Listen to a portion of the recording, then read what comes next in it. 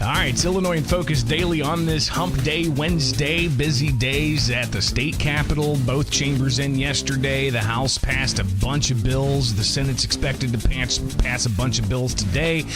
And plenty to tackle, but we've only got a couple of segments with you. As I've got to get to the Capitol, they ended late yesterday. They start early today.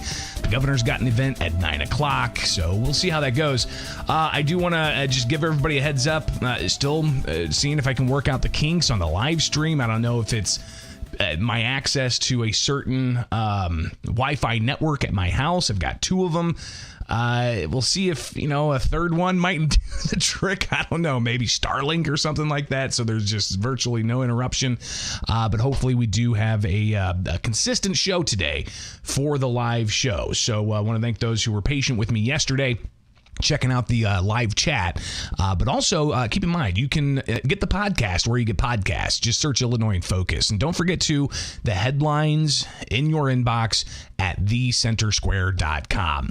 But keep in mind, while we do the live show, for the audience who wants to get up and enjoy some coffee, getting the headlines, we also segment out the various segments of the show. So they're self-contained, they're recorded locally, and they're uploaded without any interruption on the segments. So check those out by subscribing to The Center Square on YouTube. All right, it's right here with Illinois in Focus Daily. Stay tuned. We'll talk about how much it's costing you, the taxpayers, to subsidize non-citizen health care in the state of Illinois, and legislators a little upset at the governor for not doing more to focus on state agencies Republicans say are failing children and those with developmental disability.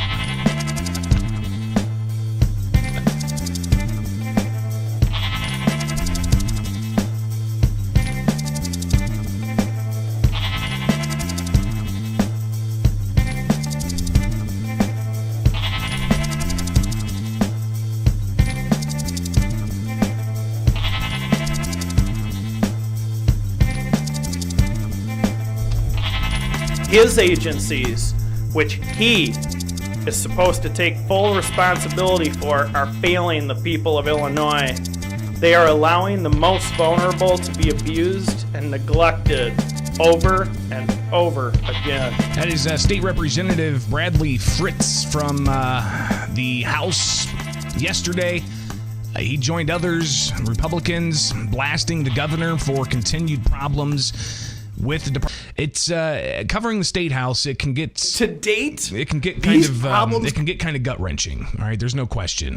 When you read these audits and you're seeing just specific cases spelled out of a young child who had abusive parents, and DCFS is called to come in and investigate, and they go to the house and they see it's a wreck, and they see that it's just not the proper living conditions for a child.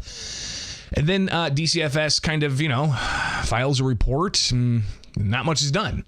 That child is considered, on the radar of DCFS. But then it comes out that the child was essentially murdered or died of neglect at that. Has to follow up on that. And these types of things, we see reports of this time and time again. where red flags may be raised, or there's just not much focus on something that if there was some intervention, there could be a life saved. And these reports come out quite a bit, and we regularly every year, it seems like every 6 months, we have legislators raising this issue. Yesterday they did that with 4 Republicans from the Illinois House. Here is State Representative Jeff Kiker. He said that Democrats are far too often focused on, say, banning plastic bags, or legalizing or decriminalizing prostitution, or something to the effect of spending more tax dollars, or going after the Trump administration. He says Democrats seem more worried about that than focusing on cleaning up the issues with DCFS, cleaning up the issues with the Department of Human Services that run these centers for those with developmental disabilities, where you hear about patient abuse and such. And the numbers are pretty staggering. So here's Jeff Kiker talking about how it's not just Democrats that are culpable for the problems that DCFS is the majority party in the legislature. It's also the governor who's culpable for the failures with these departments, he says. To date, these problems continue to get worse. And each one of us in our district office hears from parents and family members of folks that are confined to these facilities. And what do they hear from the administration? Zero.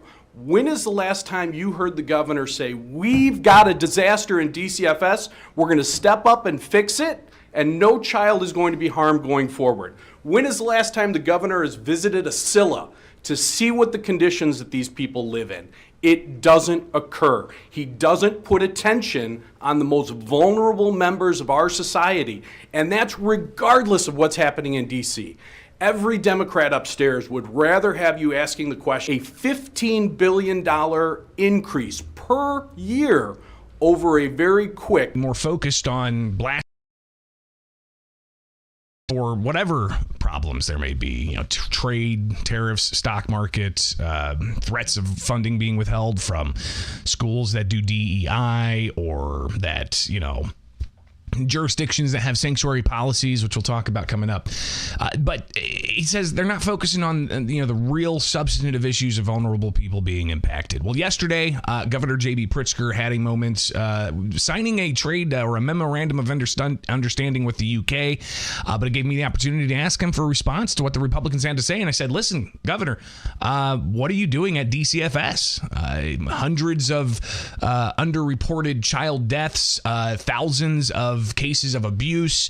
You've had 6 years now, and it's still a problem. Where is the focus? Here's what I had to say to my question yesterday in response. There are no underreported deaths. Okay, this is we have an annual report that comes out. It is done by the independent, the IG, right, every year, and you can read about all of those situations. I read that entire report, and and DCFS and I react to that every single year by making changes and adjusting to make sure that we're keeping people safe. And indeed, that is working. So I feel confident that, the allegation that was made by a reporter who doesn't understand the way the system of reporting works in the state of Illinois is just, it was a false, road that he went down. I think he couldn't stop himself by the time he'd written half of it and started learning that he was wrong. Didn't want to pull back on the report. So again, the governor is saying that he's doing things about all of this, and it's working, but he kind of slams reporting on all of this. But listen, I mean, when you get to these audit reports and you read what the auditors are finding, they're essentially saying that the agencies are failing to produce incident reports for 1,200 child deaths. Like, they don't have all the information, or they're failing to, report properly, or something to that effect. And there's also 3,000 serious injuries that go reported. So a lot of different ways of reporting this and cutting it and slicing it. Either way, The concern remains that the governor, according to Republicans, is too busy traveling the nation, spending on politics in places outside of Illinois, getting on cable TV. And I got the governor's reaction to that. But first, here's State Representative Bradley Fritz saying that it's time for the governor to get to work in Illinois. It is long past time for Governor Pritzker to get off his jet, roll up his sleeves, and get to work here in Illinois instead of campaigning in swing states, funding Supreme Court races in Wisconsin, or chasing after CNN and MSNBC for a crumb of national political attention. His agencies, which he chasing after CNN and MSNBC for a crumb of national political attention. His agencies, which he is supposed to take full responsibility for, are failing the people of Illinois. They are allowing the most abused and neglected over and over again. So,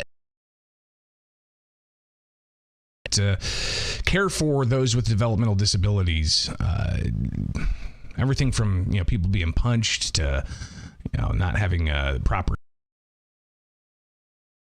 Sometimes you hear these stories and kind of reflect of what was uncovered by the likes of Geraldo Rivera decades ago, going to a mental institution and such. I mean, this sometimes you hear these stories and kind of reflect of what was uncovered by the likes of Geraldo Rivera. I talk about what's going on in Washington, D.C. It is about protecting Illinois.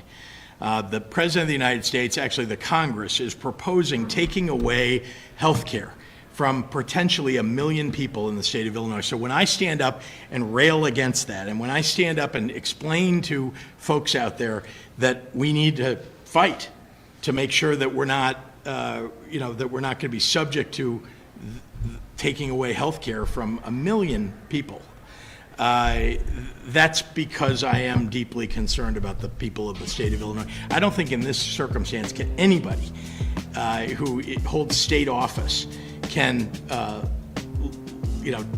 not talk about what's going on at the federal level and the impact that it will have on state government and our budget. So the governor saying, hey, he's getting on the national spotlight to try to secure as much federal tax dollars for the state of Illinois so it doesn't harm the budget.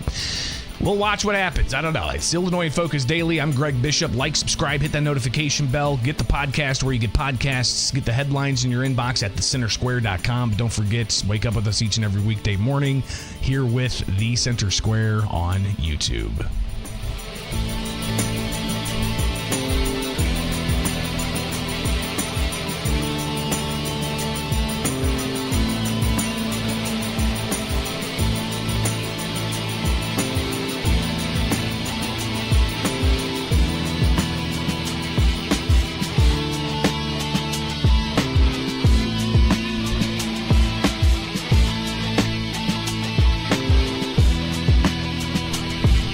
It has cost Illinois taxpayers more than $1 billion to fund and subsidize the health care of non-citizen migrants in this state, and it's something that we could see some savings on as the governor aims to get rid of one of those programs. But a committee of legislative segment on that and covered that at thecentersquare.com, where it said, listen, cost overruns higher than tons of issues with the right types of documentation. Some of the non-citizens who are getting health care benefits from Illinois taxpayers had Social Security numbers, so they were documented, or just a bunch of red flags. And the governor brushed it off and said, working on it. But Republicans highlight how this was a very expensive endeavor for the state to take on, and actually acted as a magnet to bring in more non-citizens. So you've got this fund that was started just for immigrant seniors at first. It was the health benefits for immigrant seniors. It was during COVID whenever they passed this, and I remember talking to the sponsor of it at the Capitol during the pandemic saying, how much is it going to cost? And they gave a low estimate. It was like $17 million or something like that. Obviously, it ballooned from there.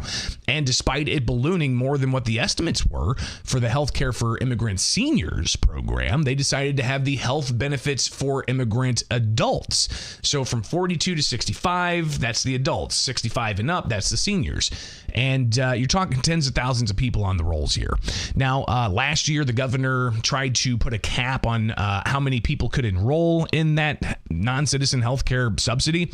There was pushback from the immigrant community on that. But then the governor this year, in February, for the State of the State and the budget address, he said, listen, we're going to, he didn't fully explain this during his speech, but in the budget documents, they're going to do away with the health benefit for immigrant adults. So the people from 42 to 65. And they're not necessarily going to go through passing a bill per se. Apparently, they went ahead, the Pritzker administration, filed emergency rules to do this and has already started sending out notice to non-citizens getting this benefit that it's going to come to an end come July 1st for those 42 to 65. Yesterday, it's a really kind of, how do I say it? It's not arcane, it's not old, but it's kind of a convoluted process. The Joint Committee on Administrative Rules. It's a committee, we've talked about it before with the gun ban stuff. It's a committee that does administrative rulemaking. So if a law is passed and it says, JCAR is going to be responsible for fielding the administrative rules and approving those, but they don't really approve them. They just don't disapprove them. So they handle all of these rules that are to be implemented by the state agencies. So the Pritzker administration files emergency rules to get rid of the health benefit for immigrant adults program. And JCAR not too happy about that. In particular, you've got State Representative Curtis Tarver, who says that he's got a large contingent of non-citizens in his legislative districts that are going to be impacted by this, and he wants to understand why this is happening.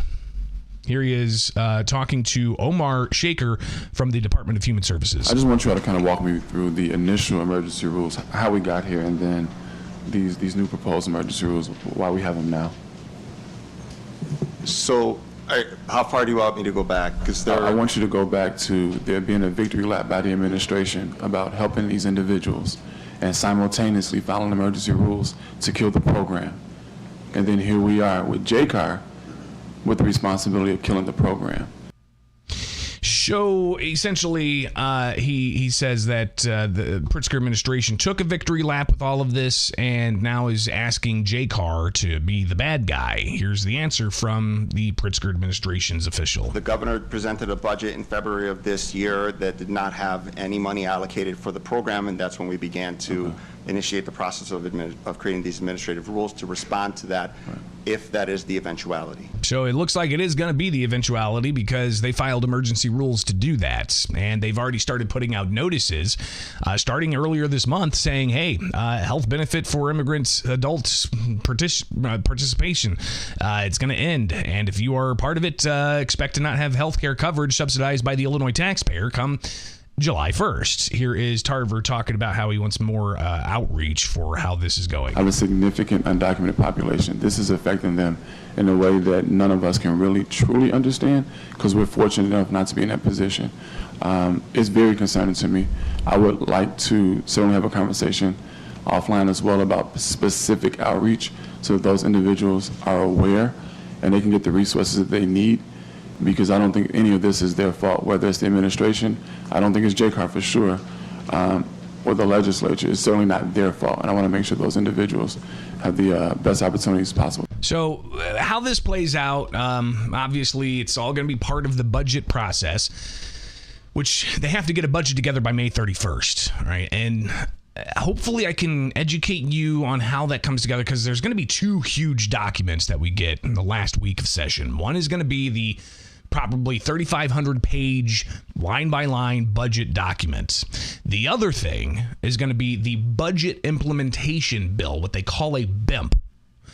That's also going to come within the last few days, and it'll change. They'll do a shell bill thing, and then they'll change it and make some last minute tweaks. They'll have hearings about it at 10 o'clock at night or whatever. Just speculating because I've been there when they've done that. So the BIMP is where some of this could come into play, where they'll change some language on the health benefit for immigrant seniors or the health benefit for immigrant adults. But the BIMP's also where they could possibly put in, tax and fee increases for certain things, changes in the tax code and such. It's almost like an omnibus for certain policies to impact how money is taken in from taxpayers and how money is being spent. So hopefully we can better understand that as we get closer to the end of session, which again is May 31st. But back to the Joint Committee on Administrative Rules, right? Because when a law is passed, it means, hey, agency, you've got to do this, but you have to tell the Joint Committee on Administrative Rules the rules of which you think are best to implement this. And that's what JCAR does. State Representative Stephen Reich, Republican from Woodstock, he said, listen, this whole process is being abused by the Pritzker administration on this issue. Point, as Representative Tarver has just said, of being in a position to be the bad guy and terminate the program through administrative rulemaking, again, emergency rulemaking.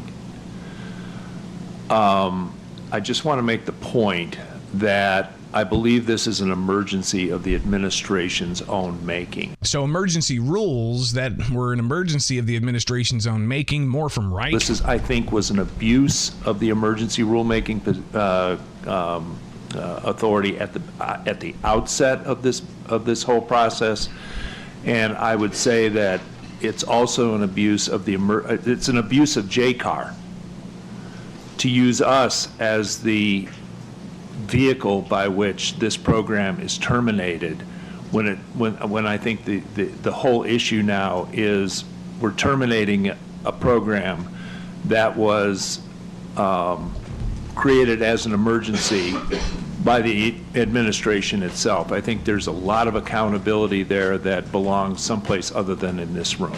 So obviously we've got several weeks to plow through more of all of this and how your money is going to be impacted by the state spending, increasing spending by $15 billion over the past few years.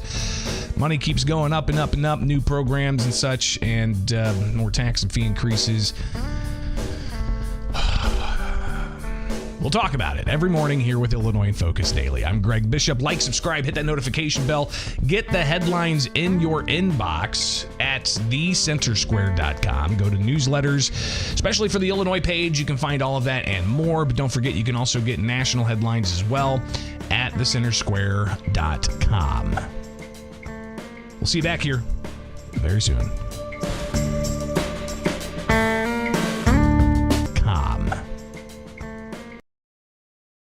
Very soon.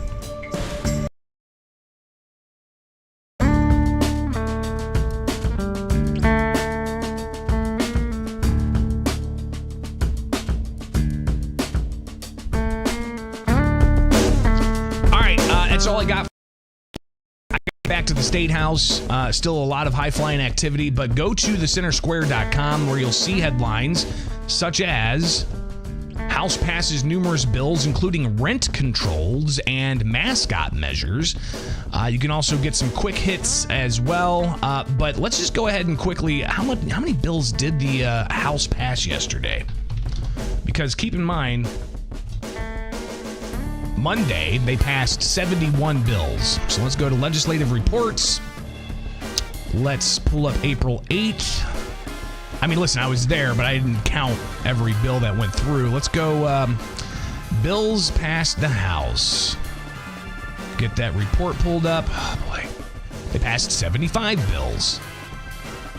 So 146 bills in 2 days the House has passed. The Senate expected to start passing tons of bills today, as is the House. It's only Wednesday, Thursday, they're both back in session, and we'll likely see a whole bunch more legislation. So we'll do what we can to keep you updated here with the Center Square on YouTube. I'm Greg Bishop. Have a great day. Get the podcast where you get podcasts, subscribe to the newsletter, and we'll see you back here tomorrow morning.